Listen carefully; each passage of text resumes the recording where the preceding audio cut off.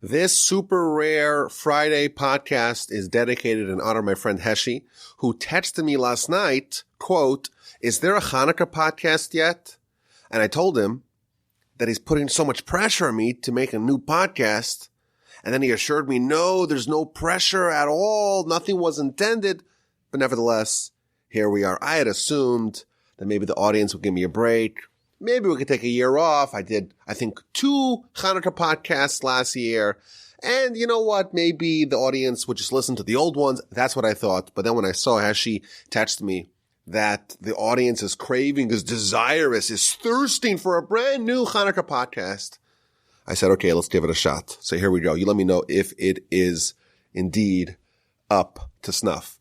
Now, regarding the email newsletter, I got a bunch of messages that people found the email newsletter in their spam folder.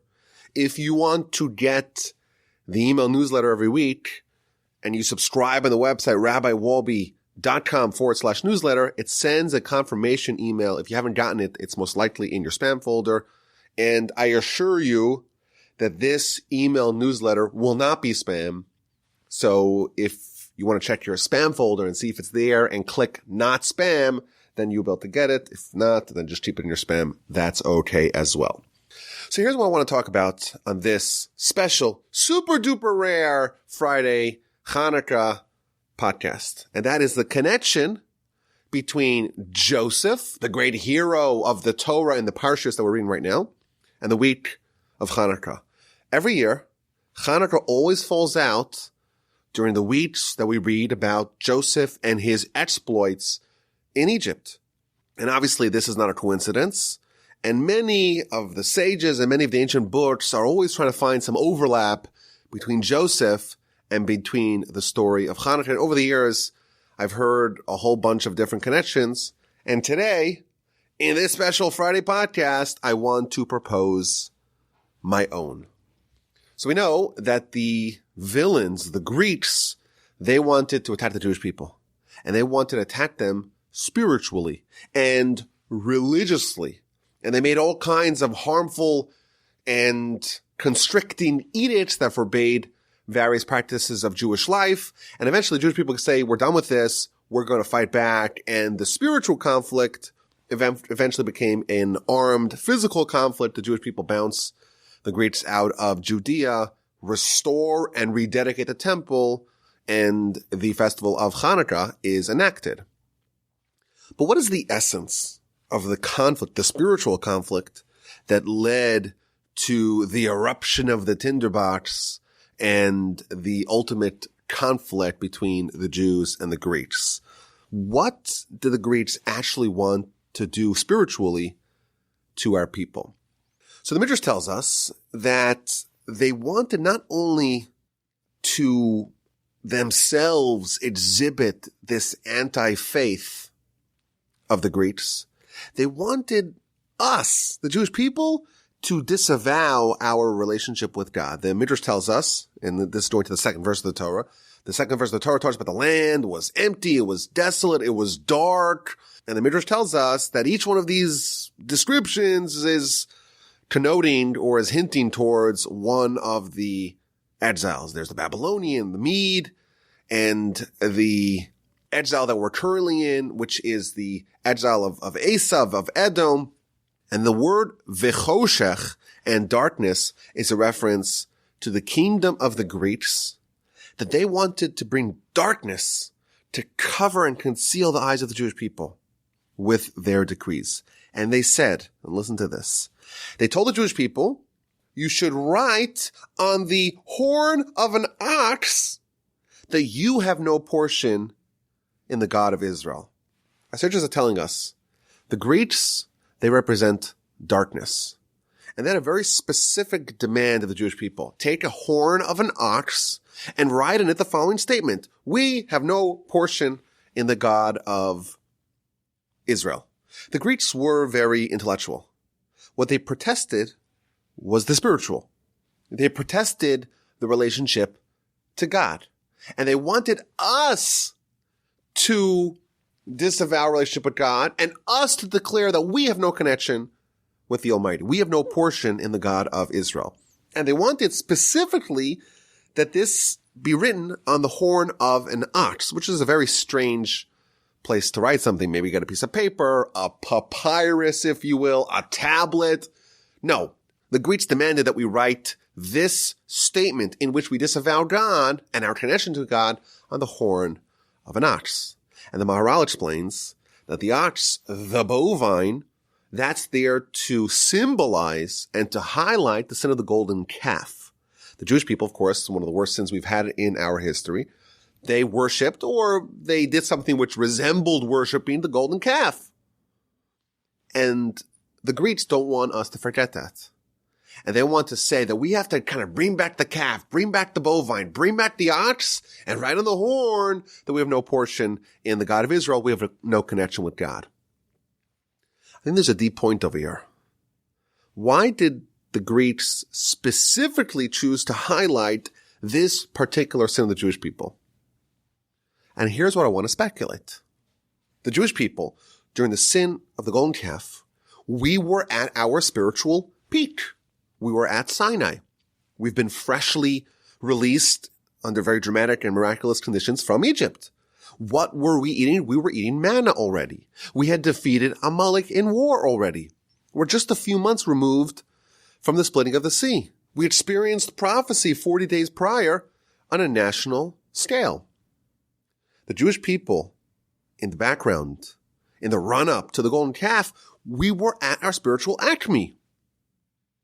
What happened then? The Greeks want us to remember, even when you were at your spiritual peak, you rejected God. At the time, at the place of the highest holiness, say the Greeks, hey, you showed us that there's no holiness at all.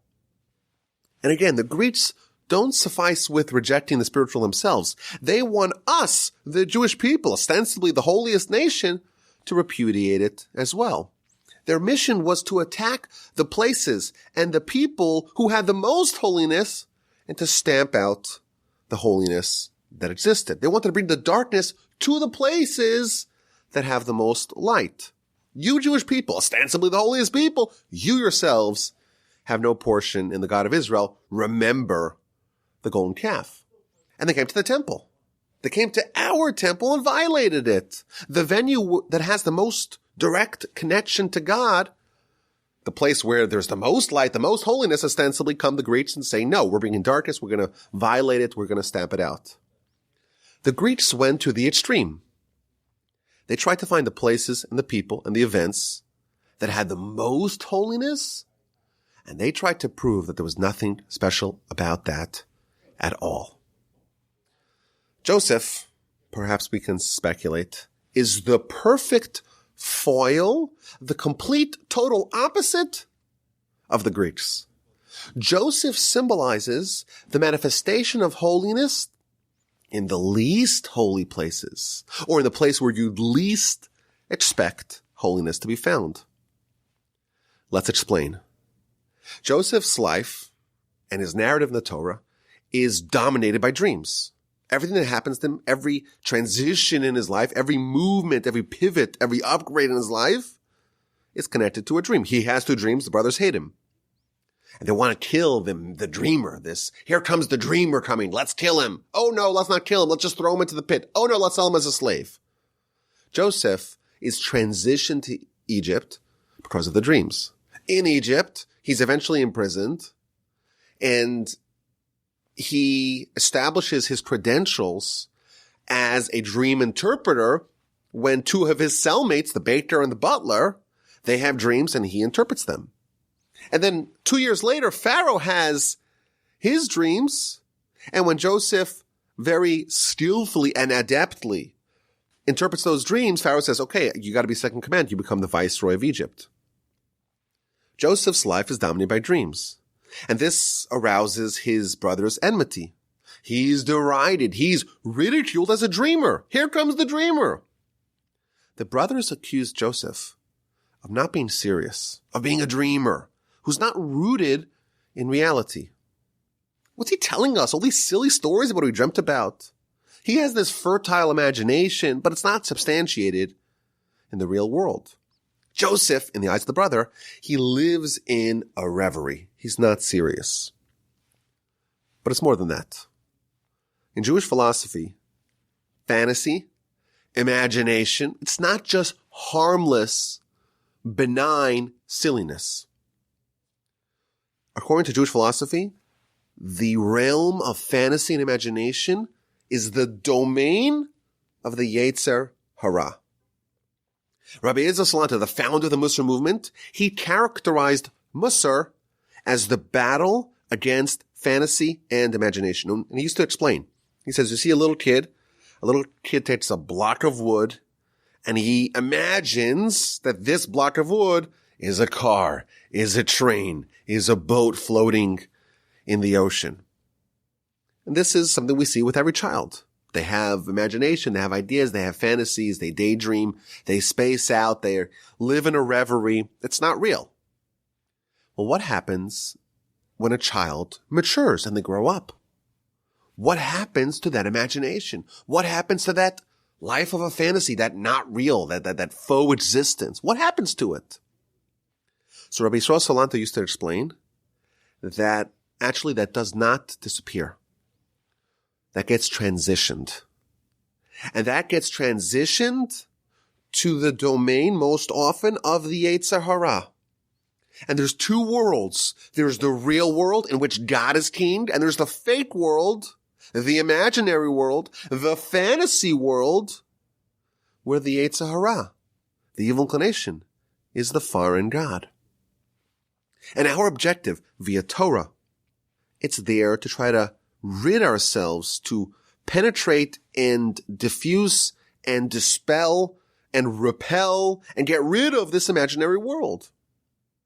And the Talmud tells us that the Yetzer Hara, its superpower, its ability to get a person to sin, is via fantasy. The Talmud tells us in the book of Kiddushin, page 30b, the Yetzer Hara, it overpowers a person each day and it renews itself upon a person each day.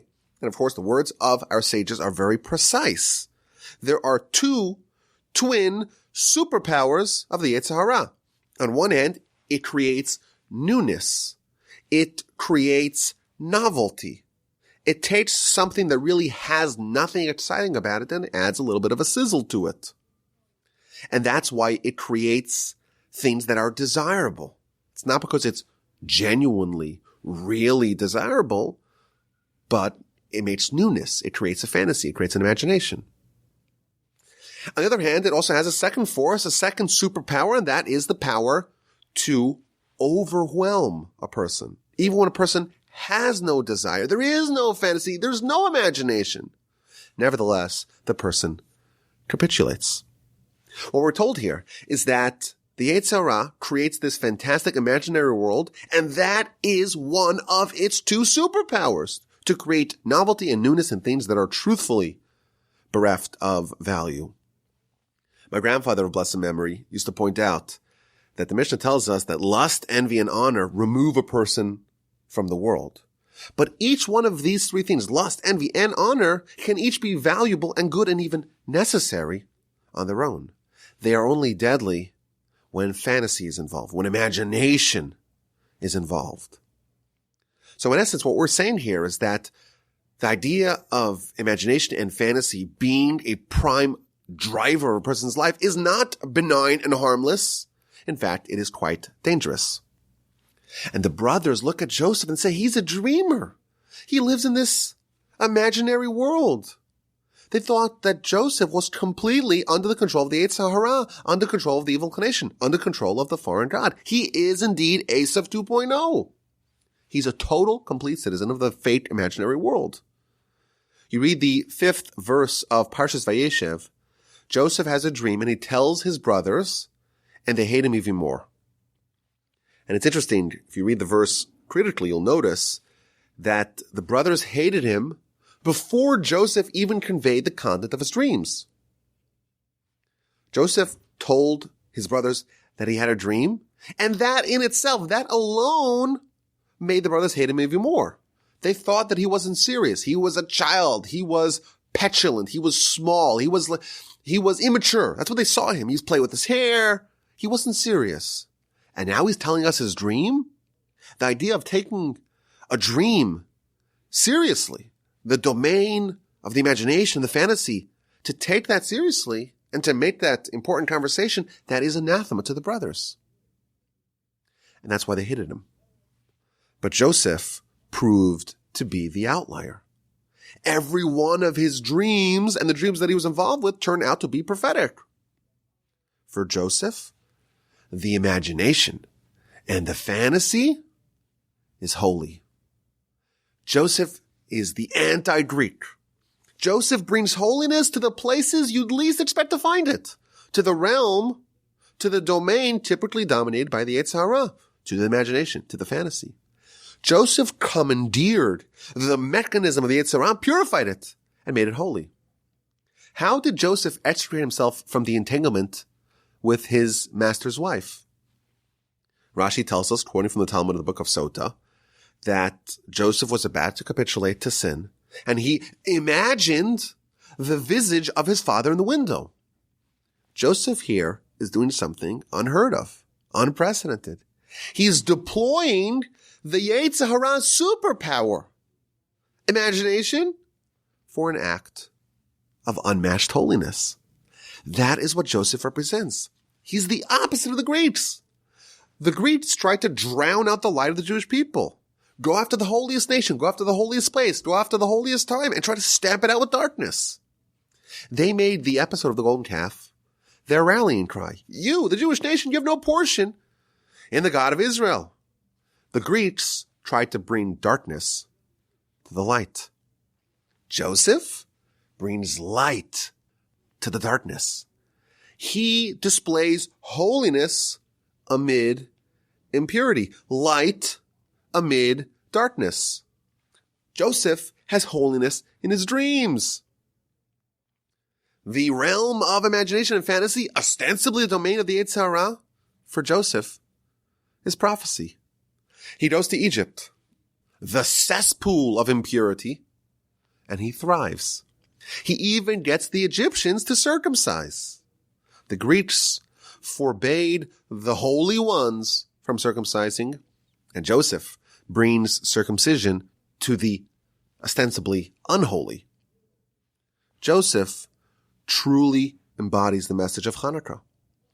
Unlike the Greeks who tried to demonstrate that there is no place that has true holiness, Joseph showed us that there is no place that doesn't have true holiness.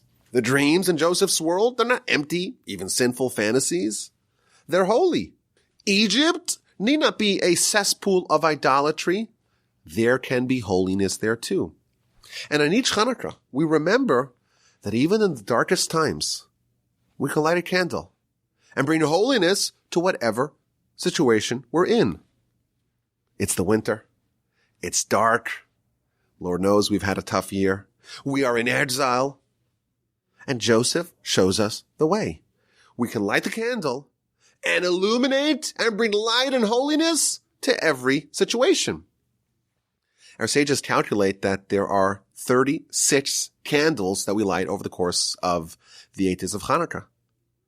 And this, our sages tell us, corresponds to the 36 hours that Adam spent in the garden. He spent 12 hours on Friday and 24 hours on Shabbos and Saturday. And what our sages explain is that there's a connection between the light, so to speak, that Adam experienced in the garden and the light that we fulfill with the lighting of the Chanukah menorah, of the lights of Chanukah. There were 2 lights in Genesis. There's light of day 1, this completely spiritual light, and there's the light of day 4, the light that comes from the sun, the light that comes from a physical source, the light that we are familiar with. And what happened to the light of day 1? Where did it go to? So our sages tell us, and this is actually featured in Rashi in his commentary on the Torah, that this light was hidden away for the righteous in the future, in the afterlife. There is this light that's so sublime, that's so spiritual, that's so above us, that in our current existence, in our current makeup, we just can't connect to it. We have no connection to it. Maybe in the future, hopefully if we're righteous, our soul is maybe pulled out of our body. We have holiness, true holiness. We can have a little bit of that light. And that light was experienced by Adam for 36 hours. And somehow our sages tell us that when we light the 36 candles of the Chanukah menorah, we're tapping into those 36 hours of light that Adam experienced. When do we reenact the light of day one, the holiest light that ever existed? On Chanukah. In our situation, however deplorable or pathetic or dark or depressed it may be, we still have access to the light of the menorah, to the light of Torah, to the light of heaven. There is no situation that we cannot access the highest level of holiness. That is the lesson of Chanukah, and that is embodied by Joseph more than anyone else. And this is really our life's mission. You know, we believe, of course, that we have a body and a soul, and these two are opposites. And if you were to ask most people who accept that premise, who accept that assumption, well, okay, which one's more important? Which one should we focus on? And people would typically say, well, it's got to be the soul, right? That's the answer that most people would give. But if you examine it really closely and carefully, you'll find out that it's actually not true. The soul is holy. We have that in the bank. We could lose it, of course. Every sin is a blemish, so to speak, to the soul. We got to cleanse it. We got to repent. With our behavior, we can sully our soul. We can diminish its potency and power. But when you do a mitzvah, you do it with your body. And the objective of that is to take the soul and its powerful holiness and to have that influence the body as well. To uplift the body, make it holy as well. To bring light to the darkness. To create parity between the body and the soul. To influence the place where holiness ostensibly does not lie. Your body, after all, is physical. Animals have bodies too. Gentiles have bodies too. Bodies have done terrible things. Bodies, maybe you may say, is dark. But we follow Joseph. We follow the doctrine of holiness of Joseph, and that is that even in the darkest place, you could infuse light too. And that's the message of Chanukah. My grandfather, bless him, used to say to his students that the more Torah you study and the more you connect to it, not just to study it as a hobby or as something that you do in defined times, but to make it your passion, to make it your pastime, to make it the thing that you really want to do. That's your life. Everything else is secondary to that. That is, of course, the objective of a yeshiva, where you go and spend time in an environment that is completely a holy environment. And the people that buy into that idea are people that say, okay, during the time that I'm in the yeshiva, I'm going to become a different kind of person. I'm going to become a holier person, a more spiritual, a more intellectual person. So my grandfather used to tell students, how do you know that it's starting to work, that it's starting to click? How do you know that the influence of this environment, this holy environment of the yeshiva, is actually starting to penetrate? When you start to dream dreams of Torah. Dreams, like we said, dreams are the area where the imagination runs amok. And most oftentimes, that's a product of the Yetzer Hara. That's one of his superpowers, like we mentioned. And that's somewhat dangerous. The imagination, the dreams, who knows what you could dream about at night? Most often, it's not necessarily righteous, holy things. But it's possible, like Joseph showed us, and like Chanukah implores us, it's possible to take that area and to bring light to there as well. And my grandfather used to tell students, when you start dreaming about thoughts of Torah, ideas of Torah, you go to bed with a question. You've read a very difficult passage in the Talmud, a very difficult passage in one of the Rishon, one of the early commentators. Maybe it's a very difficult passage in the Rambam. You'll go to sleep with a question, and you'll wake up in the morning with an answer. And how did you develop that answer?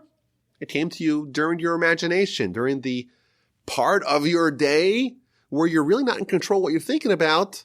And that, of course, is fertile grounds for the Yetzer Hara normally. But when someone uplifts, when someone brings light to the darkness, that too becomes infused with light. And no matter what situation we are in, Chanukah is the time that we can transform ourselves. We could be very, very dark, But now is the time to make a spiritual move. My grandfather used to note that in the prayer that we say during the liturgy of Chanukah, we say the Al Hanisim prayer.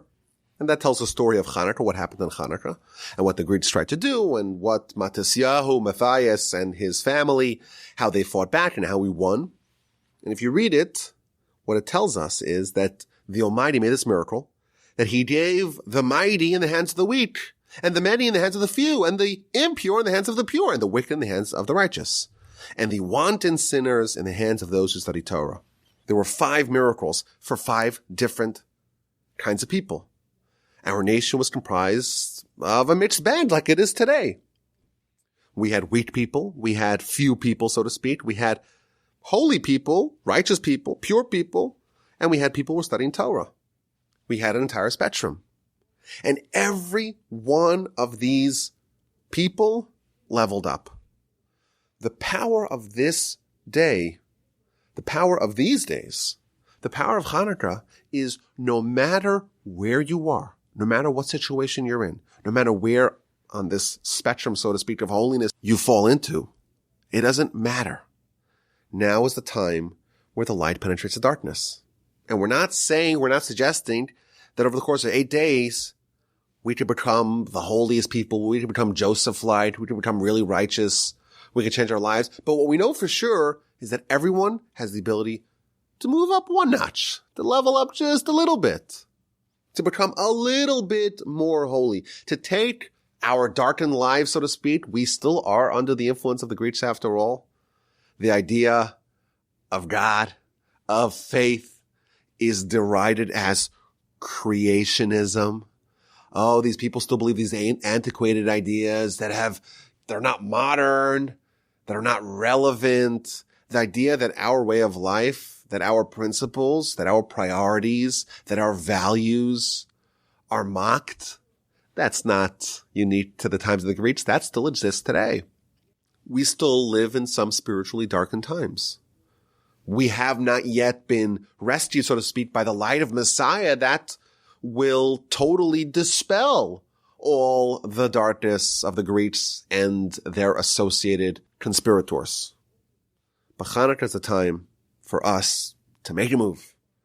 And a little bit like Joseph in the Parsha, and a little bit like the heroes, the Hashmonaim, the Hasmoneans, the Maccabees, to take that candle and to light the candle when it's dark. We're acknowledging it's dark. We're acknowledging that there is parts of our lives that are not perfect, that are not completely diffused with light, that are not completely infused with holiness.